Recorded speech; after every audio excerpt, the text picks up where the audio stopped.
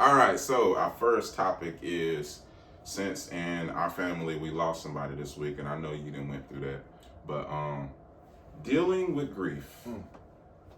So I guess let me unpack a little bit of my business without telling all my business. Okay. So my father-in-law passed this week, and you know, very close with my wife. He was a very good father, a very good husband. He had 6 children. Like, I looked up to the man myself. So seeing my wife be in a very vulnerable state all the way up till he passed, and then even after, it kind of gives you a different perspective on life. Yeah. And how much time you actually have. Yeah. Because they was married 41 years, but it just seems like it went by so fast. Yeah. You know what I mean? But yeah, man, how do you, because I know you lost a brother. Yeah. What are some of the things that you do to deal with the grief part? For me, we do music. Yeah. And so immediately I went and I created songs for him. Yeah. Just to kind of express my emotions. I even shot like a couple videos, and he also done music. So Okay. I was actually able to take his vocals and use them and collaborate together, because we didn't get to do a lot of that when he was alive. So we had something that we shared in common, which was music, a love for that. So that's been a big help, because I can hear his voice. You know what I'm saying? Yeah. Like, dang, I can ride down the street, turn on the radio, you know what I'm saying, put on MP3, hear some of his music. And also, talking to my parents about it, just us just kind of working together. It's good to have family and friends that's close to you that you can kind of express your feelings to. Yeah. You don't want to, this ain't something you want to deal with alone. Nah. You know what I'm saying? Not at all, yeah. and so, and he actually lived in Georgia, and I stayed here, so, I've only seen him, a few times a year. Mm-hmm. And so, when he passed, he was in Georgia, and I was here, so I had to go down. And so, like, my dad and my stepmom took it real bad, but me and my other siblings, we're kind of there to help comfort them, and we're like, hey, we still here. We miss him too, but we gotta find a way to go on. Yeah, and that's not an easy thing to do, bro. And I know it is. I know it ain't. Whenever I think losing a child, they say losing a child is the worst. And my pops, to this day, it's still very hard for him. But yeah, man, I think just keeping family and friends close around that you can express your feelings to is the most important thing. I was gonna say, I think my wife needs more of the family friends, because I know she talked to me, but I don't know if she talked to her mom a lot, probably like she should. Like I said, without telling people business, but yeah, I mean, if you had more siblings, like you said, that you can talk to and kind of express your emotions, that helps. Yeah. Absolutely.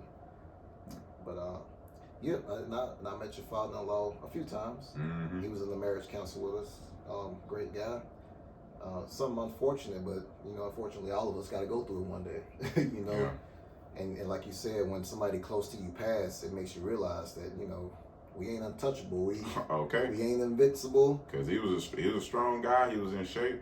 Right. And like I said, I just seen cancer take a couple people down. Yeah. And it's just a terrible disease. Terrible. Cancer. Yes. But yeah, man, dealing with the grief process. I was talking to my mom yesterday, and she lost her sister. I don't even know how many years it's been, bro. It's been a while, but she lost her sister. And I was asking her, like, how did you deal with the grief?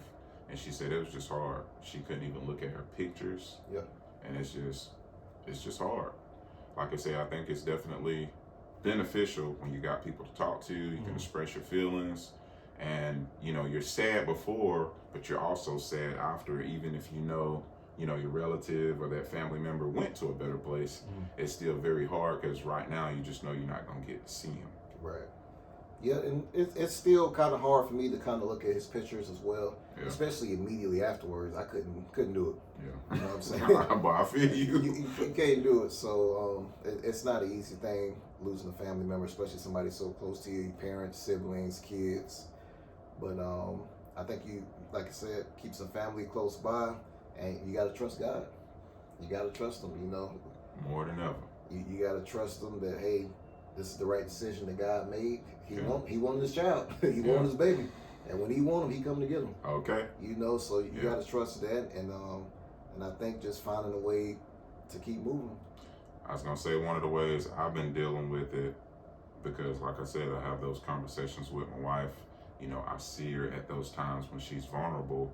Is I've been listening to a book talking about near-death experiences, and it talks about people who have died and seen the afterlife, all the similarities and stuff like that, and that just gives me a piece of comfort, you know, knowing, like I said, he went to a better place and how all that works out. Maybe we'll do an episode on that because it's very interesting. But yeah, it's been bringing me comfort outside of, you know, the Lord and praying, but giving me strength, because I can't give any strength that I don't have in the situation. Yeah, you feel me? So trying to build myself up with stuff like that, staying in the Word, and I want to be there for her. Absolutely. That's something you don't think about immediately when you get married to somebody, right? You know, if something happens to one of their parents or siblings or something, you have to be there to help them. Yeah. You know what I'm saying? Stay strong. You have to be that foundation when they want to crumble and they want to give up and cry. You as the spouse, you got to be there to help set that foundation and keep them strong and pray with them and cry with them, and you know what I'm saying? So all y'all, you know, think about marriage. This is what you have to go through. And I probably, you know, I'm not gonna say probably, but one day I will be in that situation. Facts. Because we all got to go. You know what I'm saying? So I got both my parents, but you know, one day I will be in that situation. Right. So you know, you got somebody right by your side that's gonna help you the same way. You know what I'm saying? So, and also just makes you want to spend more time with your parents and with your kids and with your siblings. Everybody. Because, you know, we get so busy, man, and just trying to grind and do this and do that. But, like, you know, time is borrowed. I'm telling you, man, it's... You know, so even myself, like I said, I got my dad in Georgia, a couple other family members in Georgia, just trying to make it a point. Even if it's once every couple months, let me go down, let me go see him, you know, and call him up, you know. So make time for your family, man.